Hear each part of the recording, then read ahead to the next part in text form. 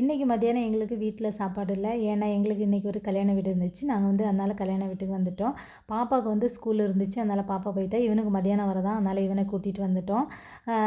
மொய் கொடுக்குற இடம் பார்த்தா பயங்கர கூட்டமாக இருந்துச்சு. அதனால் இடது பக்கமே சாப்பாடு பந்தி. அதனால் முதல்ல போய் சாப்பாடு சாப்பிட்டுட்டு வந்துடலாம் அப்படின்னு படைக்கு பிந்தினாலும் பந்திக்கு முந்தணும் இல்லையா, அதனால் ஓடி வந்துட்டோம். வந்து உட்காந்து சாப்பிட ஆரம்பிச்சிட்டோம். இவன் இருக்கிறான் பாருங்கள், எனக்கு தனியாக சேரு இலை வேணும்னு சொல்லிட்டு வாங்கிட்டு உட்காந்துட்டான். நான் இவனை மாதிரி சின்ன பிள்ளையா இருக்கும்போது கீழே நின்றுட்டு தான் சாப்பிடுவேன். எட்டவே எட்டாது. யாரெல்லாம் நின்றுட்டே சாப்பிட்ருக்குறீங்கன்னு கமெண்டில் சொல்லுங்கள். இன்றைக்கி சாப்பாடு வந்து சிக்கன் பொரிச்சது, கத்திரிக்காய் தொக்கு, மட்டன் பிரியாணி, பிரெட் அல்வா, அப்புறம் தயிர் பச்சடி, அவ்வளோதான்.